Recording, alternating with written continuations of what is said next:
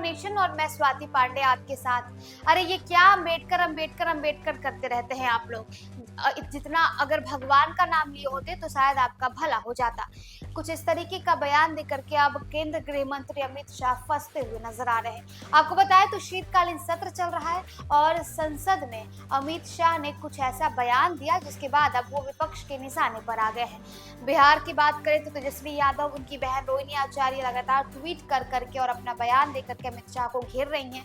तो वहीं दूसरी तरफ केंद्र में भी राहुल गांधी और उनकी बहन प्रियंका गांधी ने मोर्चा संभाल रखा है। अब जहां एक तरफ विपक्ष अमित शाह को निशाने पर ले रहा है, विपक्ष का कहना है कि वो यानी कि बीजेपी एनडीए के तमाम जितने भी नेता हैं वो बाबा साहेब भीमराव अंबेडकर का अपमान करते हैं, वो लोग इन्हें इज्जत नहीं देते हैं। तो वहीं दूसरी तरफ अब अमित शाह को बचाने के लिए बिहार के नेता मोर्चा संभाल लिए हैं, मैदान में उतर गए हैं। इसी कड़ी में चिराग पासवान, जीतन राम मांझी और ललन सिंह, इन तमाम नेताओं ने अमित शाह के लिए क्या कुछ कहा है, उनके लिए बचाव में आकर के क्या कुछ कहा है, ये अगर आपको बताए तो केंद्रीय मंत्री जीतन राम मांझी ने बाबा साहेब भीमराव अंबेडकर को लेकर दिए गए बयान पर अमित शाह का बचाव किया है।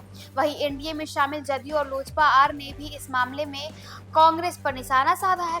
केंद्रीय मंत्री जीतन राम मांझी ने कांग्रेस पर सीधा निशाना साधते हुए कहा, बाबा साहेब को आपने चुनाव हराकर सदन से बाहर करवा दिया, अपने परिवार में तो आपने भारत रत्न की झड़ी लगा दी, पर बाबा साहेब को भारत रत्न मानने से इनकार कर दिया। और आज जब हमारी सरकार ने बाबा साहेब को सम्मान दिया तो भी आपको सही पच नहीं रहा है।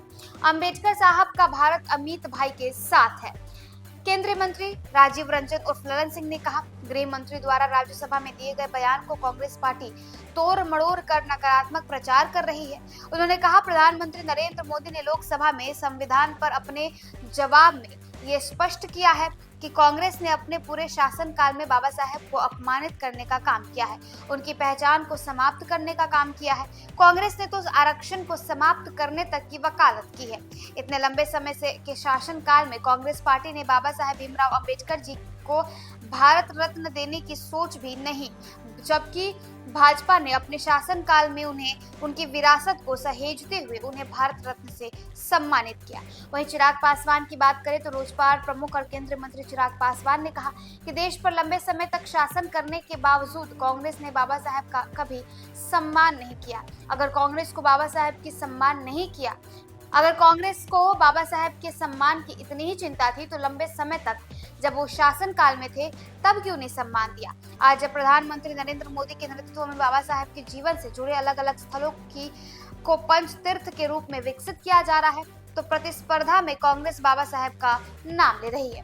वहीं आगे चिराग पासवान ने यह भी कहा कि कांग्रेस आज बाबा साहेब के सम्मान को लेकर चिंता जता रही है।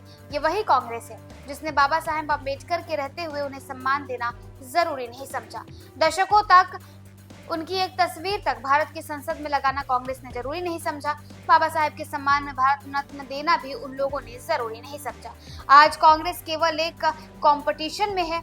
क्यों? क्योंकि आज प्रधानमंत्री और केंद्र की एनडीए सरकार ने भीमराव अंबेडकर के जीवन में से जुड़े प्रमुख पलों को विकसित कर उन्हें चिन्हित करने का काम किया है। जब तक कांग्रेस सत्ता में रही उन्होंने बाबा साहेब का नाम लेना तो दूर की बात है, उनके नाम को भुलाने का काम किया है। तो देखिए, एक तरफ जहां विपक्ष लगातार मोर्चा संभाले हुए हैं कि और उनका कहना है कि अमित शाह ने संसद भवन में बाबा साहेब भीमराव अंबेडकर का अपमान किया है, उनके लिए अपमानजनक बातें कही है, टिप्पणी किया है।